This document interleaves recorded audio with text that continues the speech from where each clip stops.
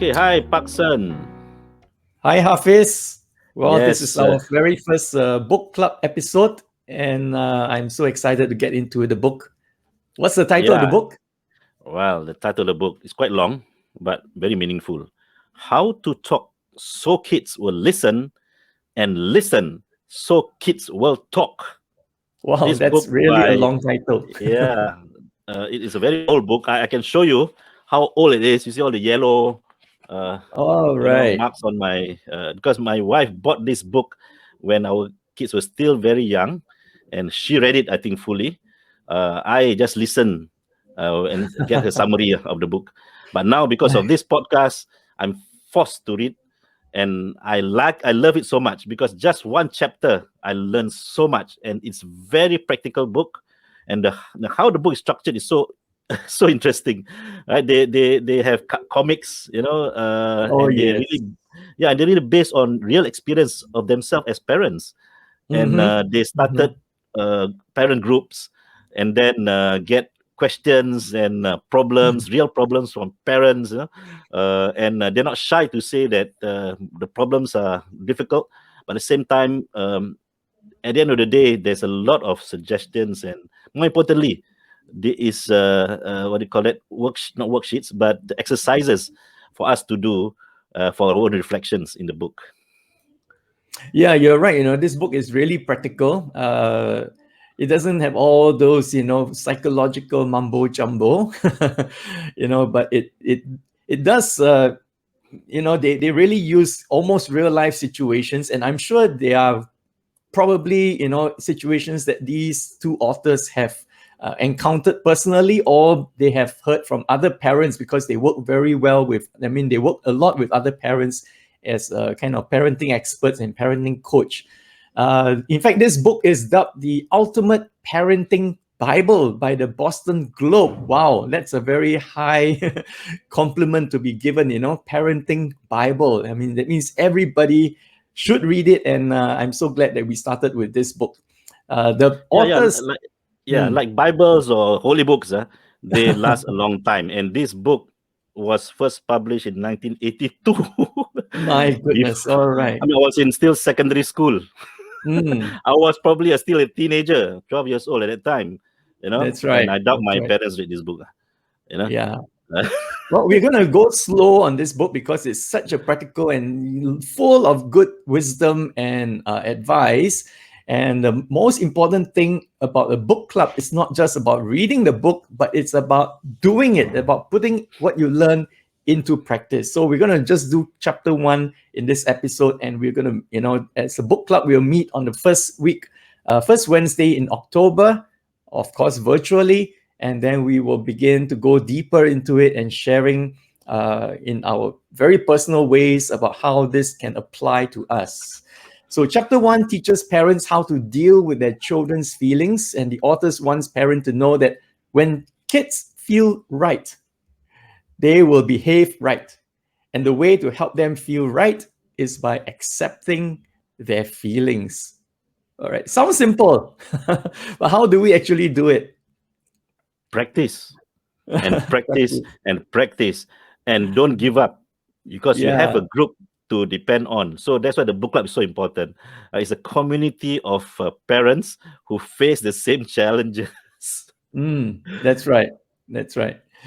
So what the authors were trying to impress upon us is that, when we are not accepting our children's feelings, that means we are either dismissing or disapproving of them, and I've this two words, dismissing and disapproving, it's very familiar to me because I also have been trained in the emotion coaching by Dr. John Gottman, and he also talks about dismissing and disapproving parents. And so let's just kind of help our listeners understand these two types of parenting styles.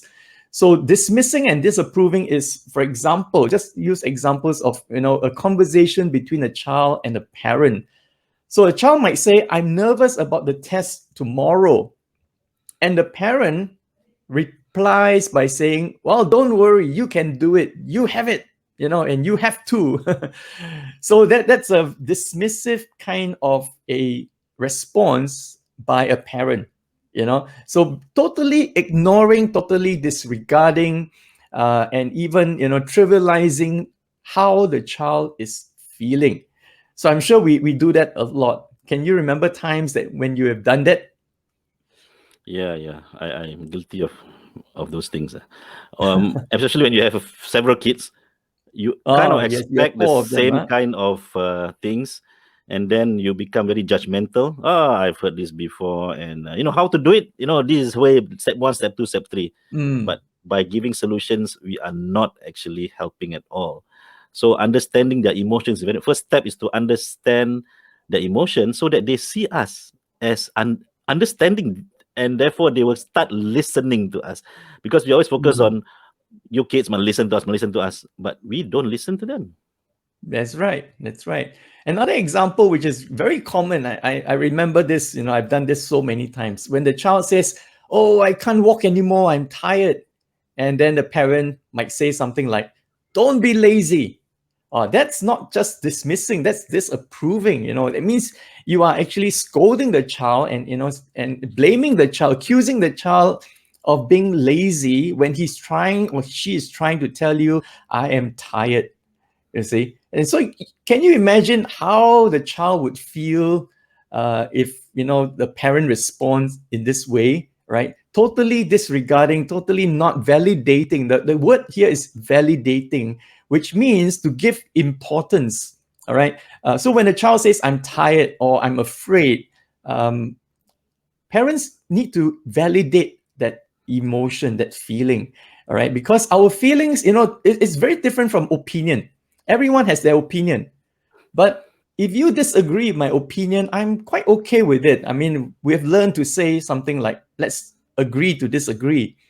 But my feelings and I are one, and if you disagree with my feelings, it's very different from disagreeing with my opinion, because how I feel, no one can deny actually. But if you don't agree with it and you say that, "Oh, you're wrong to feel this way," it really hurts very deeply. So I think that's the main reasons why parents need to learn this skill of paying attention to the feelings of their children.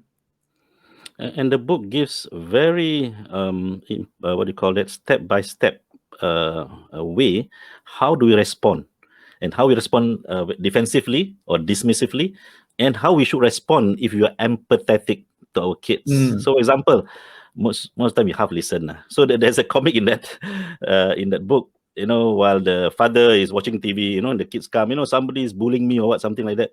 Then yeah, I mean, while he's talking to the kid, he's also still watching the TV. that's Okay, right. so you only half listen.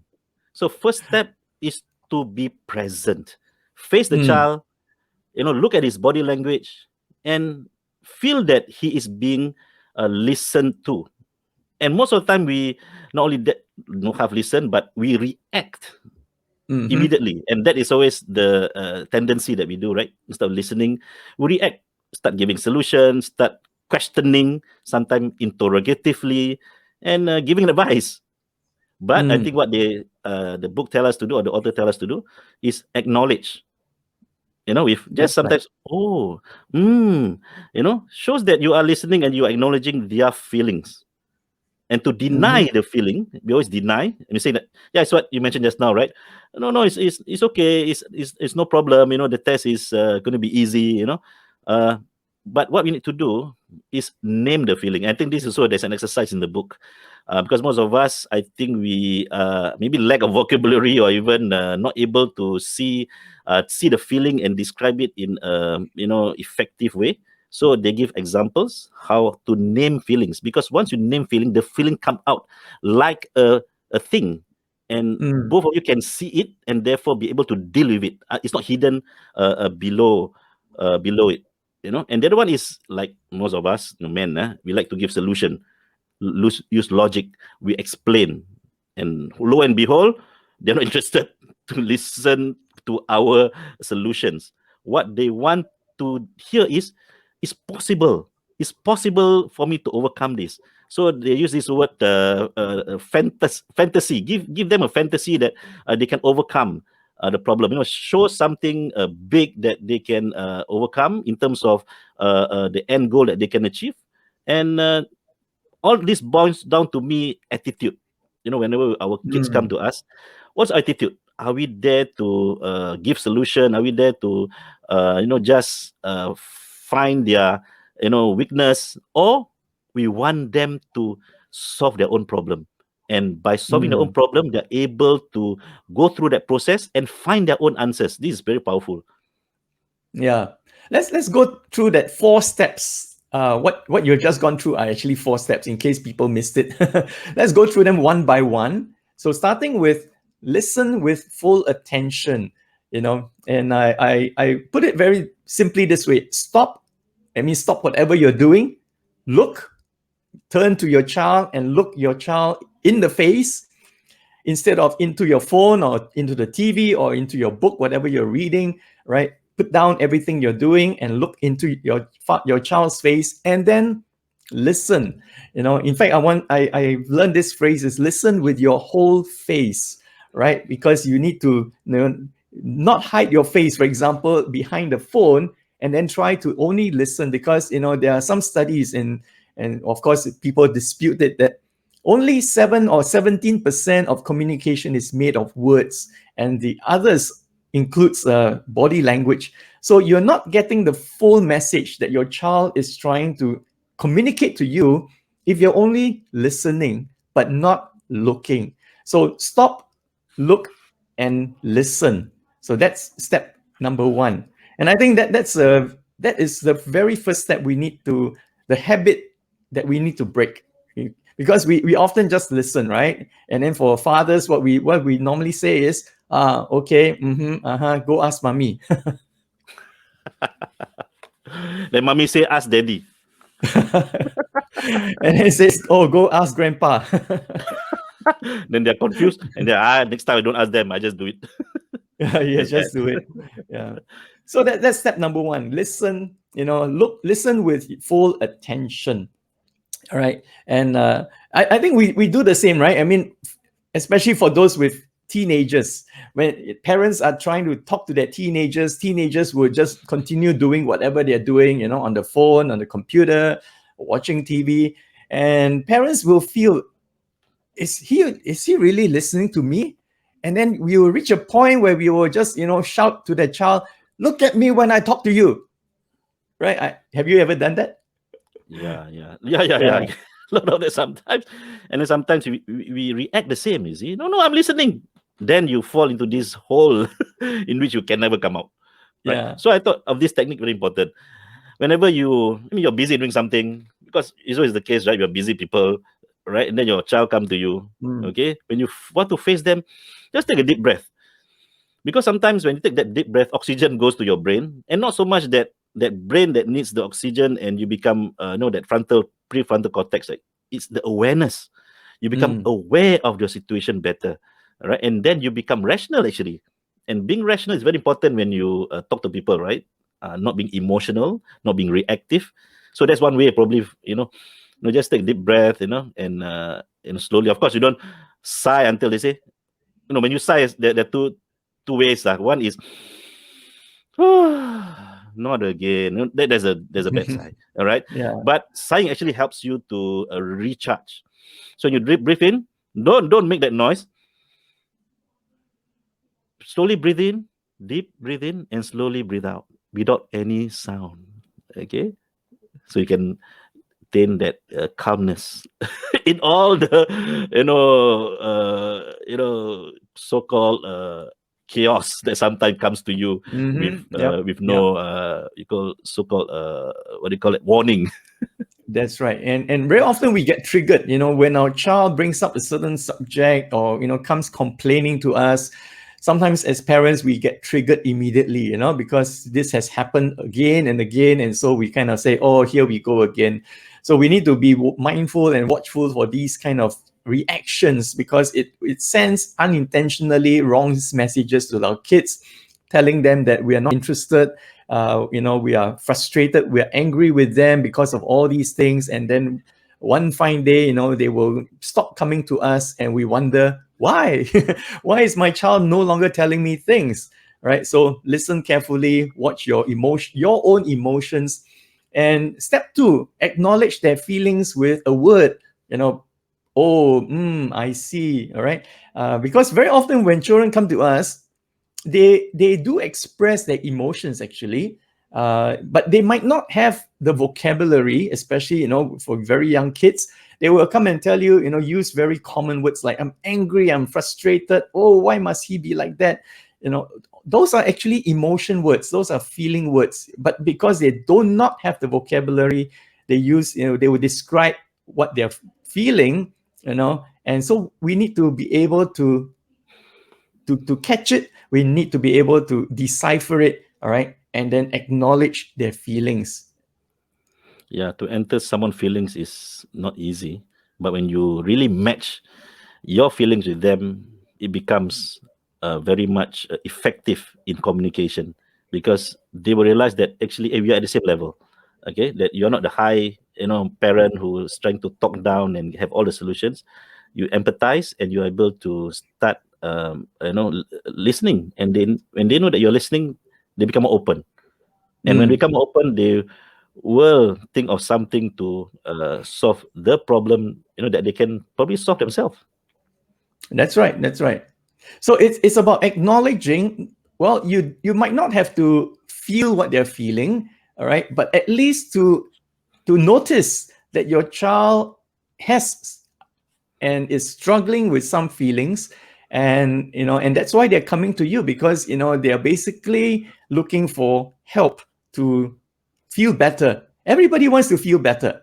So when children are struggling with strong emotions, they will come to somebody that they believe can help them sort out their feelings and make them feel better, you see. And so that's what we are there for. But if we do not acknowledge, we do not notice that what they're feeling, and we just brush them aside, or brush their feelings aside and say, well, you shouldn't be feeling that way, oh, that's no big deal, why do you make such a big thing out of this?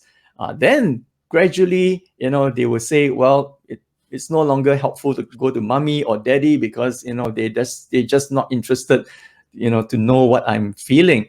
And so step number 3 is to give their feelings a name. And I think this is where parents also need to uh, learn and expand their emotional vocabulary, because our vocabulary in terms of emotions are actually very limited. I think you agree. We know angry, we know sad, we know frightened, we know what's the other one? Mad, glad, sad, scared. Sad. Okay. So basically these are the 4, but actually, there are many, many more. Okay, some people say there are 27 or 25 different types of emotion.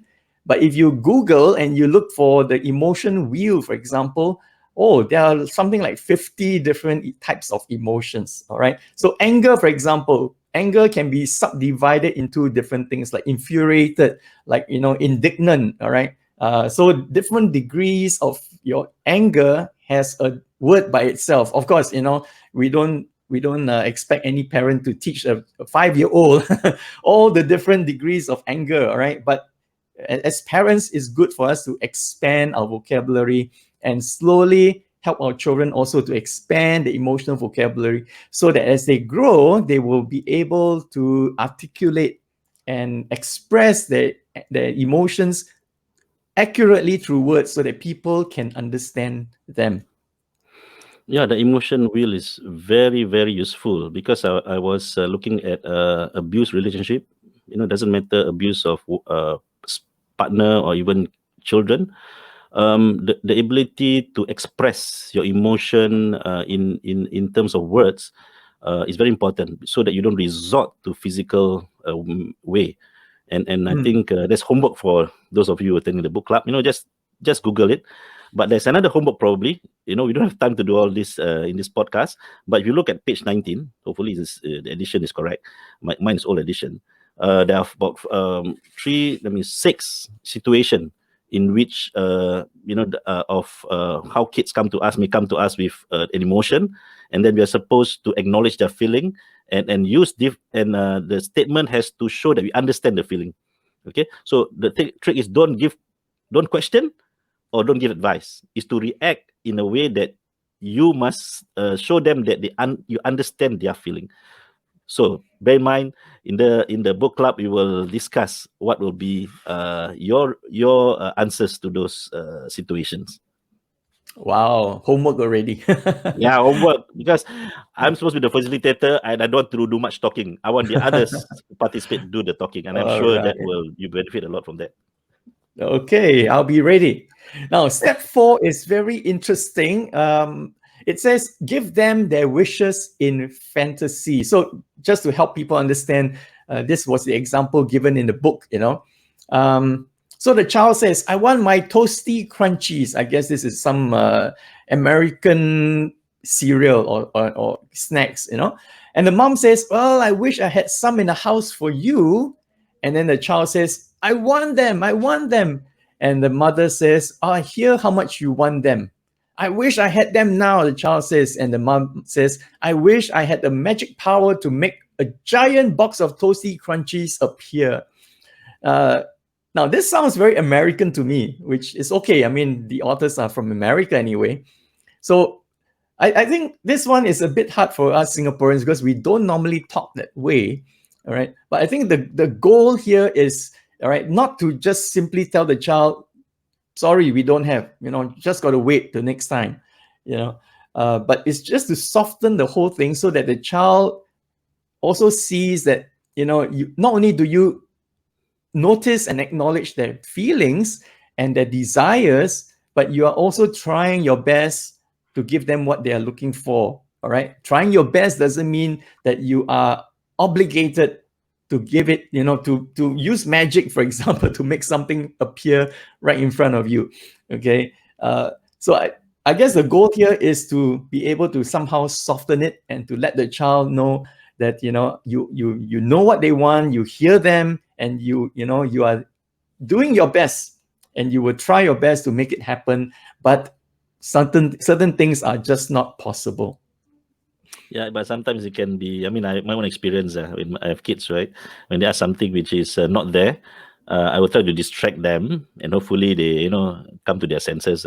Sometimes it works, sometimes it doesn't. So, but what is this technique trying to tell you is that there are other options actually that they probably want, and they just want something which to them it's it's an ideal case. Like most of us, how we wish we want things which out of our reach, and we can relate to that kind of emotion, right? And another day for us adults, I think we can probably go down to earth a bit, because we probably have said that you don't have the money to get that, and so on. But drive this thing about you actually understand and feel a bit of compassion for the expression of emotion, and that I think need practice. And another day is about the attitude, right? That That's we right. wish that they can get what they want, like what we wish what we want to get most of the time, but we need to bring them, to a place in which, okay, if I don't get that, I can live with something else, which is easier, not so big, but I'll be happy because of that. Yeah. Yeah, I think the word is compassion, which the authors also use. They say that if our attitude is not one of compassion, then whatever we say will be experienced by the child as phony or manipulative. Wow, that's a very, very powerful statement. Phony or manipulative. Wow. I think Yeah, we and don't want people to be can read, that. right? I mean, children, they're actually smarter than what we think. They actually can read us, They can sense it. Yes, they can sense it. Yeah. yeah, if we are trying to play tricks. I mean, depends on the age, right? At a certain age they can sense, and we cannot use the same technique as when they were Mm. younger, as they grow. And I think also all these solutions, we have to look at the age of the kids, and apply it where it's relevant for at their age. That's right. And so chapter 1 is about, advising parents, telling parents that, it's important for parents to notice, to validate, to acknowledge what the child is feeling when they come to you with certain complaint, or certain help or certain need. First of all, to acknowledge notice their feelings. So maybe you can call it empathize or things like that. So a question that would come to the minds of many parents is it important that I always empathize with my child? Always. That means I need to do it all the time. What do you think? Yeah, I mean, I think there's a limit, to everything, because you must look at the situation, right? If you always say the same thing every time, it becomes so predictable, and it won't work, and you're not being honest. Sometimes you just cannot allow. There's a limit to certain things, and this had to be done casually, right? It cannot be done like so artificially. And when the time for empathy comes, how it feels, right? And is the negative, I think according to the book, is the negative emotions that require attention. I think when we react positively, I think everything is all right. It's when suddenly the negative emotion come in, that's where the empathy button must be pressed. That's right. That's right. That's where I think the change will happen. I think we need to be realistic also that, we parents, we are also humans. We do have our good days and our bad days. Certain days we are just swamped and, we feel emotionally drained. And so when our children comes to us and, showing all those very strong feelings, we might not be in the right frame of mind to address them and to really, pay attention to them. So we do slip up once in a while. But I guess, so to be realistic and not to set unachievable expectations and standards is to, tell parents that we try to do this as much as we can. All right. That means we need to make it a habit through practice and practice and practice.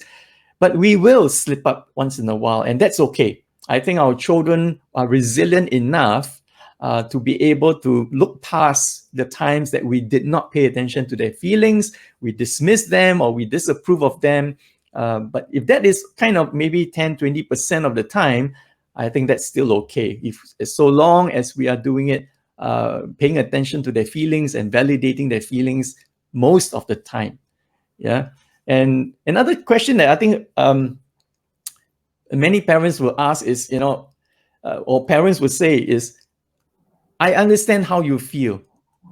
I think that's not just to children. We also, quite often say that to other people, adults, I understand how you feel. Anything wrong with that statement or that kind of response?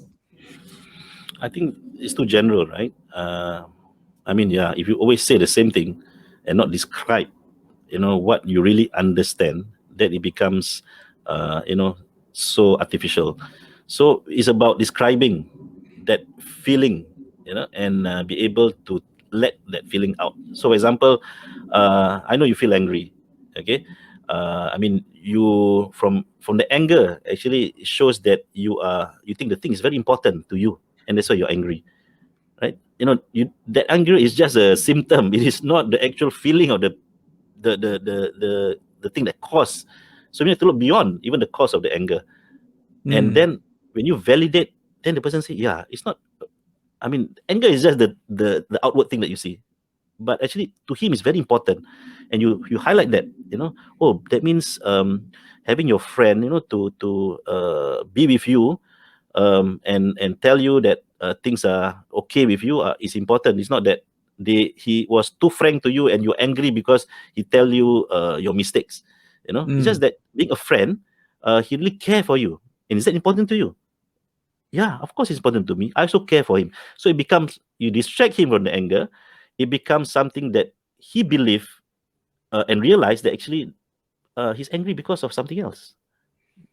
Yep. That's possible also, right? Because sometimes when we talk to ourselves, right, we discover, oh, actually that doesn't sound right. So the answer is not just out there, the answer is actually in us. So the book does also talk about that. And when you allow children to just talk, and just express whatever they are thinking and feeling, very often you find that they come to their own solutions. You don't even have to offer them any solutions. They will just realize, oh, I think I should do this instead of that. Okay, so that's a very interesting. I can't remember if I ever seen that happening in my children yet.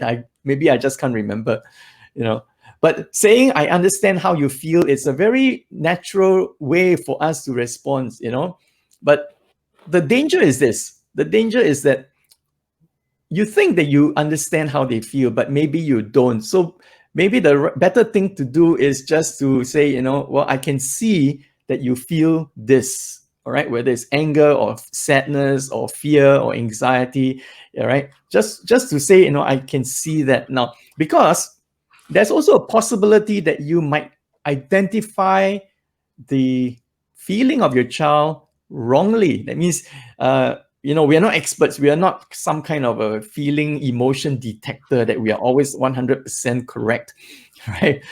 So we can make mistakes, all right? And so sometimes a child can correct us and says, no, that's not what I'm feeling.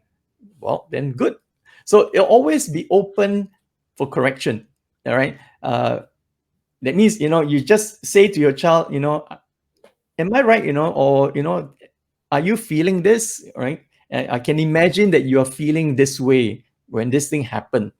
And then allow the child to clarify or to correct you, you see. And then, okay, so now that we have identified the real feeling, then, okay, let's see how we can cope with it, or how to manage it, or how to soothe yourself so that you will not continue to feel that way. Now, one final point is that, when the book says we accept our children's feelings, it's not the same as accepting their behavior. All right. So their behavior may be unacceptable. But let's put the behavior aside first, because for a child, when they are showing such strong emotions, whether it's anger or fear or sadness, they are not the thinking part of the brain. You see, the brain has two parts. One is the thinking part and one is the feeling part. And for a child, the feeling part of the brain usually hijacks the thinking part of the brain. And this can easily happen among adults too, all right? Especially when we have not learned, we do not have the skill or mastered the skill of something called emotional self-regulation. And so for children, they're still learning. And therefore, as parents and adults, our job is to train them and to show them how to do it. So when a young child, comes to you with a lot of emotions, don't try to reason things out. Don't try to tell them, oh, this behavior is wrong. And some children will even slap the parent, for example, beat the parent, okay, that's unacceptable behavior. We deal with that later. The advice here is deal with the emotion first, all right? Because you need to help the child to calm down to the point where they can engage the thinking part of the brain again. Then when the thinking part of the brain is engaged, that's where you can now educate the child about what was the unacceptable behavior and what he or she can do instead in the future. So this is a very important point for parents to understand, because parents might get the idea that, so if we have to acknowledge the emotion of the child and agree with the emotion and identify the emotion, and everything else, we don't have to pay attention to. No, this is just step one of, a multi-step approach to helping, to communicating effectively with our own children. Yeah, I think just to end this podcast, right? I think this book start right to me. Okay, before talking about the other techniques about communication, they talk also about cooperation. How to think of alternative way as other than punishment, and about praising children, and so on. It talks about emotions first, and when that is being approached correctly, the attitude is right, the rest will then come to place. And I think this is what is lacking in many of our parenting, right? Especially fathers. Okay, we have to first connect with our emotions, and I think that is another book for us to talk about. There is I think the list there are we talk about how to handle stress and so on. So we need to get in touch with emotion first, and then we can touch other people's emotions. Well, this has been the We Are Dads 2 podcast. Thank you for listening. If you have enjoyed today's episode, be sure to follow us so that you will not miss any future episodes. Also, do let your fellow dads know about this podcast. If you would like to react to what you have heard today, just head to one of our social media platforms. We are on Instagram and Facebook. Or you can email us at wearedads2@gmail.com. Till the next time, this is Hafiz and Parkson saying bye-bye. Yeah, see you in the first book club. On